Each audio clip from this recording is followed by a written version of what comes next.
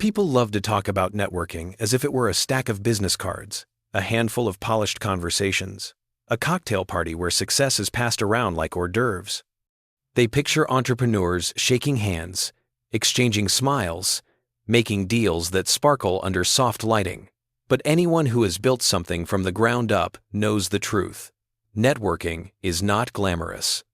It is gritty, uncomfortable, vulnerable, and often humiliating. It is showing up when you feel like an imposter, speaking when your voice trembles, and asking for help when pride claws at your throat. I learned the power of networking not from the rooms where I felt confident, but from the rooms where I felt like I didn't belong. In the early days of my startup life, I walked into every event with the same sinking feeling that I was too small, too unknown, too broke to matter. Everyone else seemed shinier, smoother, smarter.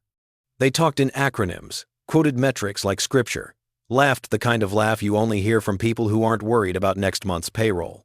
Meanwhile, I stood near the back, pretending to check email on a phone I had turned off to save battery.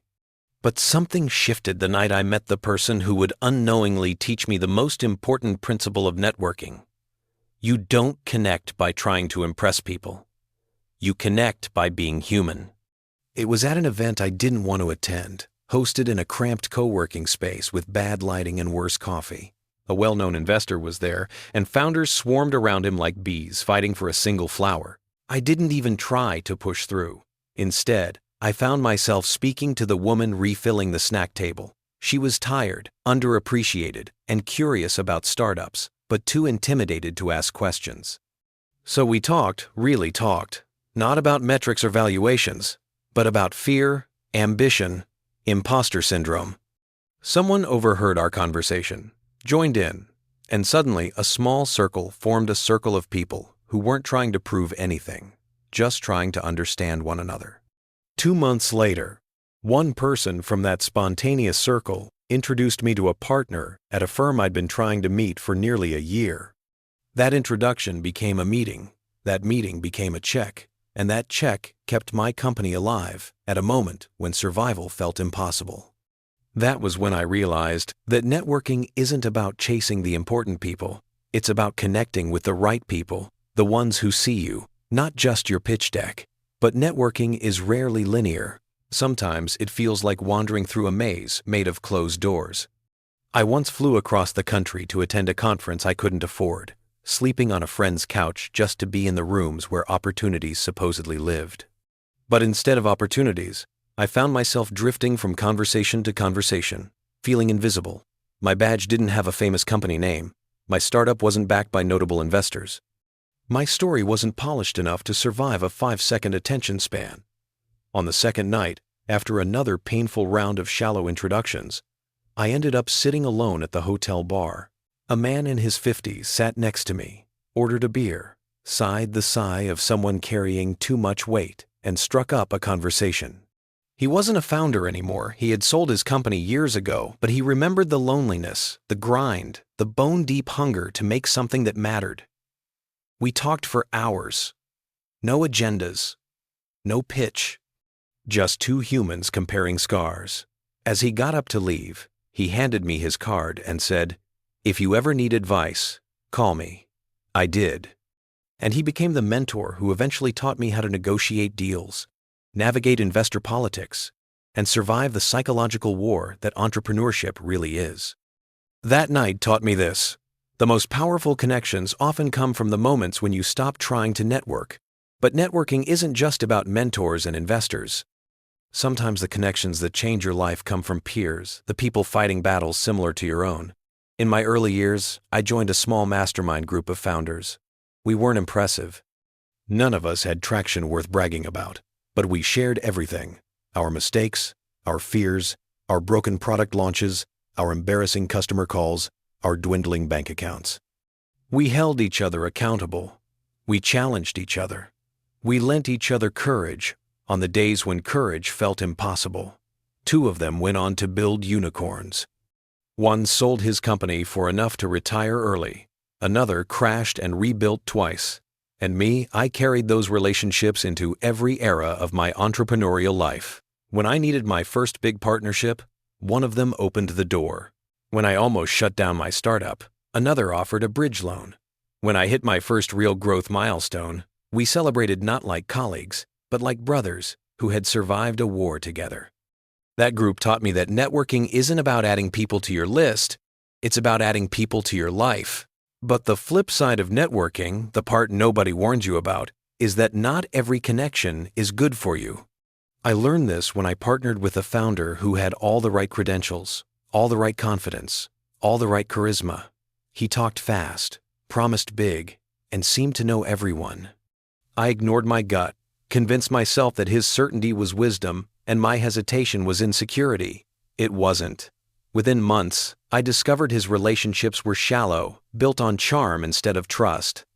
He oversold everything, under-delivered on anything, and used connections the way gamblers use chips recklessly. Cleaning up the damage he caused took years. That experience taught me to choose connections not by their power, but by their integrity. The strongest network isn't the biggest, it's the most authentic. Through all these years, the pattern became clear.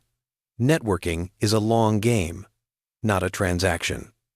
The introductions that changed my life rarely came immediately.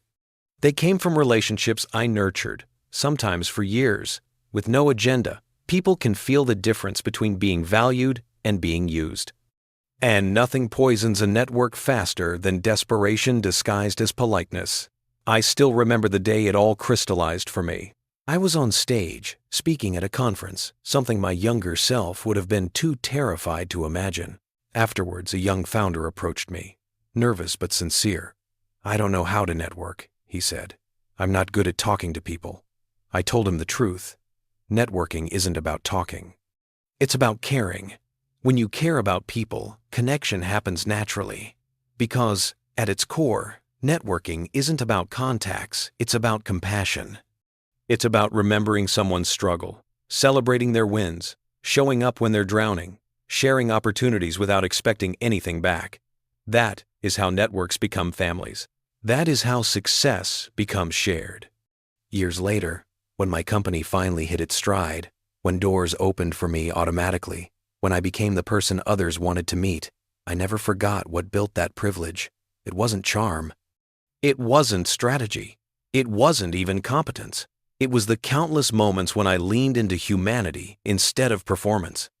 And now, whenever I find myself advising young founders, I tell them this: your network is not your net worth. Your network is your mirror. It will show you who you are, what you value, and how you treat people when the world isn't watching. Looking back, every major turning point in my career, every breakthrough, every rescue, every unexpected opportunity came from a connection I didn't know I needed at the time.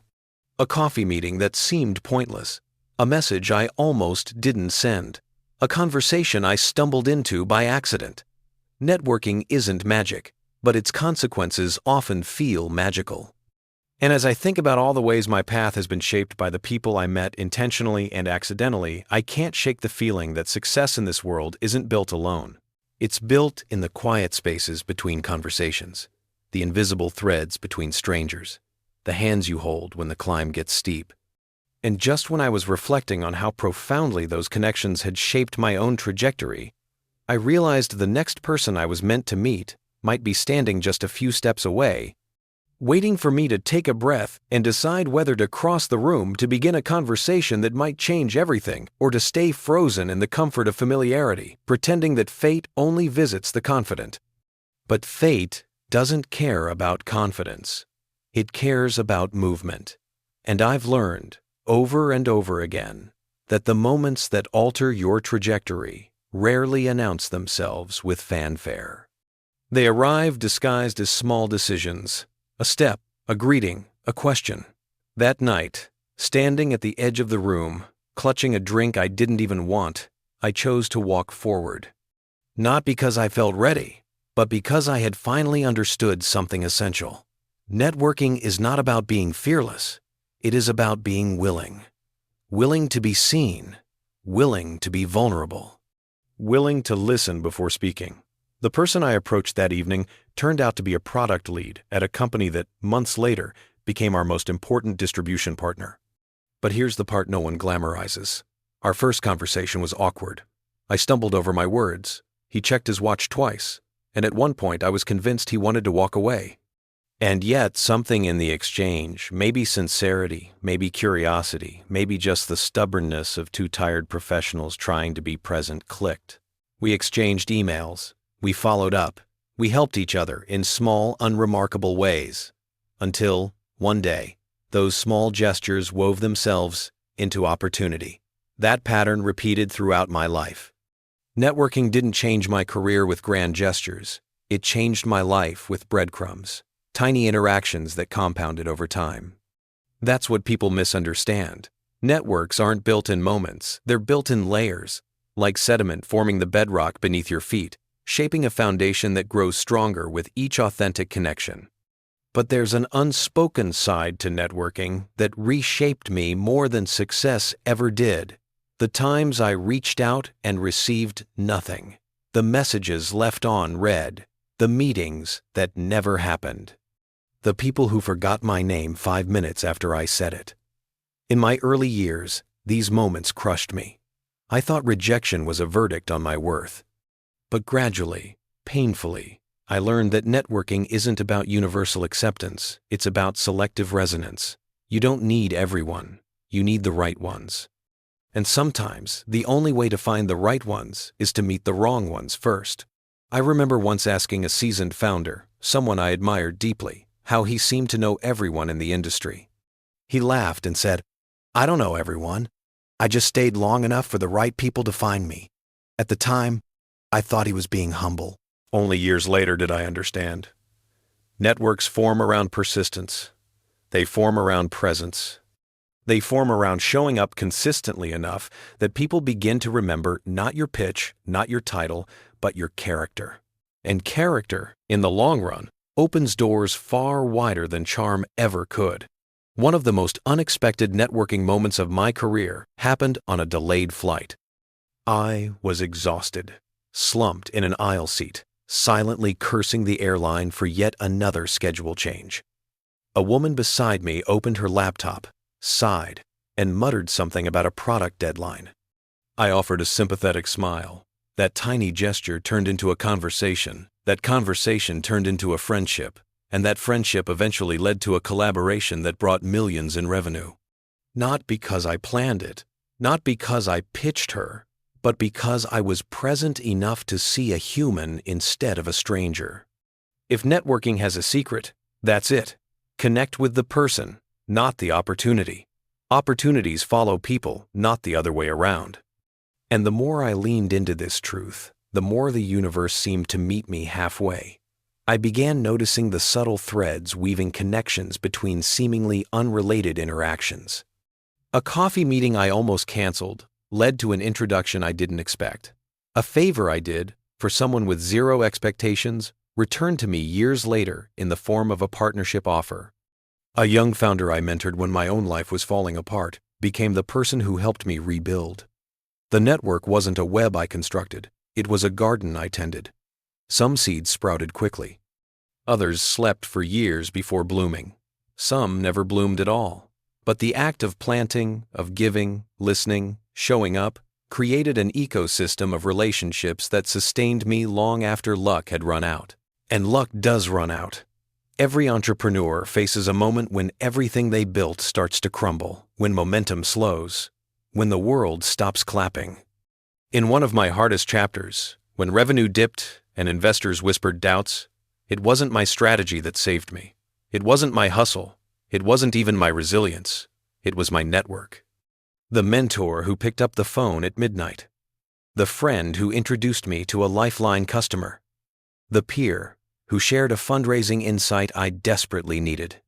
The ex-employee who defended my reputation when it was easier to stay silent. That's when I realized the real purpose of networking. Not growth, not access, not opportunity, safety. A network, when built authentically, becomes a safety net, not the kind that keeps you from falling, the kind that helps you rise again after you do. And just as my network carried me through my darkest stretch, I made a vow to carry others when they needed it. Because a network is not a marketplace, it's a legacy. The stronger it becomes, the more you are obligated to strengthen others. Over time, I became the person people approached nervously at conferences. I became the introduction someone prayed for. I became the number someone dialed when everything was on the line. And each time, I remembered the lonely founder I once was, the one standing at the edge of the room, debating whether to step forward. I realized then that networking comes full circle. You begin by seeking connection. You grow by sustaining it. You thrive by giving it away. And as I look back now, across the countless faces, conversations, favors, and intersections that shaped my journey, the truth is stark and simple. No one succeeds alone. Every win I've had carries the fingerprints of dozens of people. Every lesson I've learned has someone's voice behind it. Every door I've walked through was opened directly or indirectly by another human being. And maybe that's the most powerful part of networking. It reminds us that the path to success is not a straight line, but a series of shared moments, shared risks, shared humanity. If this story stirred something in you, if it reminded you of someone you should reach out to, thank, support, or simply reconnect with, tell me in the comments who that person is. And if you want more raw, unfiltered stories like this, hit follow, because the next chapter of your journey might begin with a single conversation you haven't had yet.